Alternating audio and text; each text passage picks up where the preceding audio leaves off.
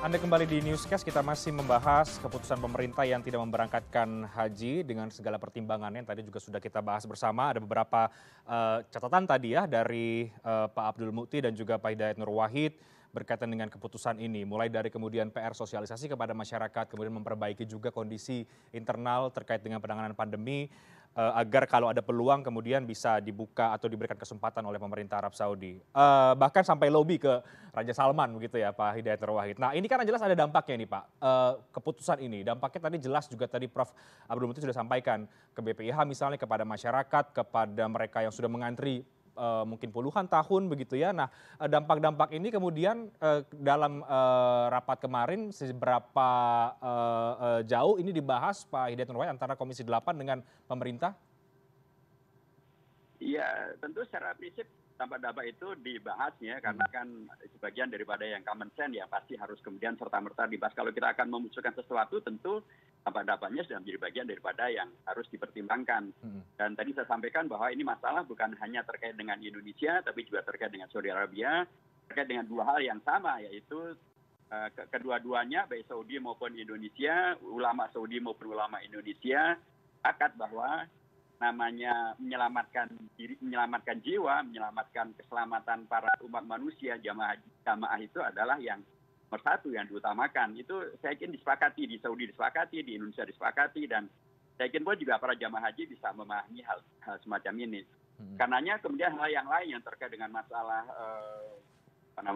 BPIH-nya, para calon jemaahnya, penyewaan gedung dan ataupun hotel selama di Saudi Arabia itu menjadi bagian-bagian daripada yang ikut sejauh mana kemudian bisa disepakati pada akhirnya bahwa keselamatan tetap bisa dijamin, sekalipun barangkali kuotanya tidak sebanyak seperti semula, seperti yang tadi saya sampaikan bahwa pemerintah Saudi sudah memutuskan untuk bisa menerima jamaah dari luar Saudi jumlahnya 45.000. Nah, 45.000 itu berapa dibaginya kan kita belum tahu. Sekali lagi kalau itu kemudian dibagi Indonesia dapat bagian kata sekitar 10.000, saya yakin pelan dari Prof. Moti tadi juga sangat menarik ya, kalaupun itu diberikan pada kelompok di luar daripada yang reguler, tetap dengan memenuhi persyaratan kesehatan, persyaratan istitoah dalam konteks syariah maupun dalam konteks fisik juga gitu ya, termasuk kesehatan tentu saja.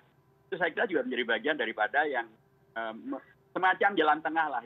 Lihat memberangkatkan semuanya tidak mungkin karena tadi kondisi-kondisi COVID-19 yang tidak bisa diatasi sampai hari ini. Tapi kemudian kalau ternyata memang itu dibuka karena Indonesia memenuhi persyaratan terkait dengan jenis vaksinnya ternyata sudah memenuhi syarat, terkait dengan orang yang diberangkatkan memenuhi syarat, juga dengan persyaratan yang lain juga terpenuhi. Saya kira kalau peluang itu ada ya kenapa tidak diambil?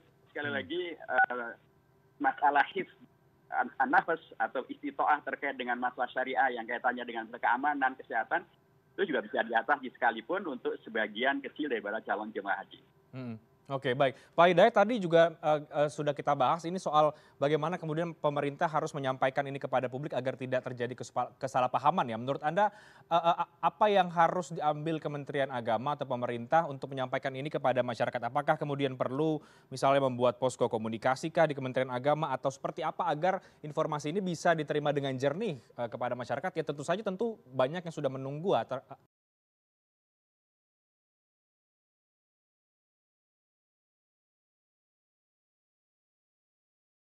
dengan ormas terkemuka, ada NU, Muhammadiyah, dan ormas yang lain, MUI, dan seterusnya. Tentu pemerintah sendiri melalui Kementerian Agama mempunyai jaringan sampai ke kecamatan-kecamatan kan. Ada KUA yang semuanya bisa menjadi corong daripada pemerintah. Tetapi yang memang penting untuk ditegaskan adalah beberapa isu yang mengemukanya sama seolah-olah tidak mendapat kuota. Itu tidak benar kuota. Yang benar adalah sampai hari ini kuota memang belum dibagi kepada siapapun. Nomor dua, tidak benar kalau seolah-olah ini karena Indonesia tidak mampu membayar utang kepada Saudi, itu juga benar sama sekali. Karena tidak pernah nagih utang karena Indonesia juga tidak pernah punya utang ke Saudi. Bahkan PKH menegaskan bahwa haji siap dan semuanya selamat, bahkan sudah disiapkan setiap tahunnya 3 kali lipat daripada yang diperlukan karena dana haji di BPKH lebih daripada 140 triliun dan lebih daripada cukup. Yang nomor 3 yang perlu disampaikan juga adalah tadi memang pemahaman terkait dengan masalah syariah. Istitoah itu juga memang selain terkait dengan masalah finansial, juga terkait dengan masalah kondisi keamanan, kondisi kesehatan. Itu zaman Rasulullah kan juga terjadi. ada salah satu hadis yang kemudian menegaskan kalau kita bisa kemudian tidak melanjutkan haji kalau ada halangan yang ada di depan kita. Allahumma inna mahalli haitsu habastani. Itu seseorang tidak kemudian melanjutkan hajinya karena ada halangan di tengah jalan. Nah, kalau sekarang itu halangannya bentuknya mengglobal pandemi COVID-19, itu juga menjadi bagian daripada yang dirujuk oleh para ulama. Jadi sekali lagi, pendekatan yang bersifat syariah melibatkan para ulama, para kiai, para ustadz, dari ormas-ormas Islam yang dipercaya oleh masyarakat Indonesia, NU, Muhammadiyah, MUI, dan lain sebagainya. Saya kira itu amat sangat dipentingkan, tetapi juga amat sangat baik tadi saya sampaikan. Karena publik itu begini Mas melihatnya. Malaysia, daripada bagaimanapun hasilnya, ternyata Perdana Menterinya menemui Raja Salman untuk meminta kutip kuota bagi Malaysia, apapun hasilnya. Nah, kalau itu juga dilakukan oleh Indonesia, apakah Pak Menteri atau Wapres atau bahkan Presiden, saya yakin akan semakin meyakinkan bangsa Indonesia bahwa sudah diupayakan yang terbaik dan maksimal agar bisa mendapatkan kuota untuk bisa memberangkatkan jamaahnya, sekalipun barangkali jumlahnya tidak sebanyak yang semula karena memang kondisi COVID-19 yang sedang terjadi ini. Oke, Pak Hidayat, sejauh ini Anda melihat belum cukup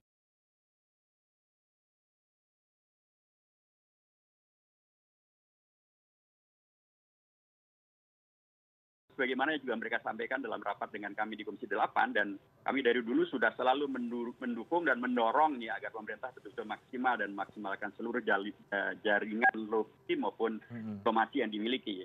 Pihak Kementerian Agama menyampaikan sudah dilakukan dengan dirjennya, dengan Kementerian Agamanya, dengan dubesnya, dan lain sebagainya.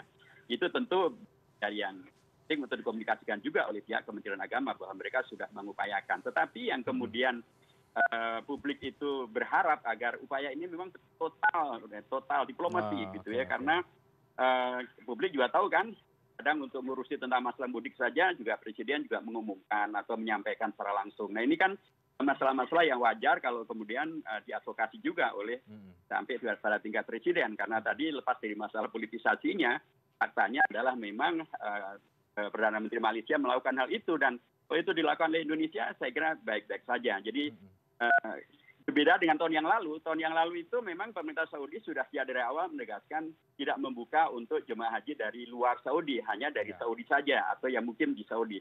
Nah, sekarang kan pemerintah Saudi membuka peluang itu, sekalipun jumlahnya sangat terbatas, 45.000 orang. Nomor dua, Saudi kan semula menolak vaksin kecuali yang sudah diakui hanya 4 jenis itu. Sementara sekarang yang tadinya ditolak oleh Saudi sudah diakui oleh WHO dan itu potensial untuk diterima oleh Saudi Arabia. Jadi peluang untuk tetap mengkomunikasikan ini menurut saya tetap ada dan tetap terbuka, dan sebelum kemudian tanggal 7 atau tanggal 7 Hijjah gitu ya, kemudian proses itu akan langsung dimulai, saya kira kesempatan itu kalau memang ada dan setelah diupayakan baiknya tetap dimaksimalkan. Jangan dimubadirkan, karena kalaupun misalnya yang bisa berangkat hanya 5.000 dan kemudian mereka talbiyah dan di sana doanya kabul Allah untuk Indonesia selamat dari COVID-19, untuk Indonesia baldatun thayyibatun wa rabbun ghafur dan lain sebagainya, kan sayang kalau kemudian peluang itu tidak dipakai.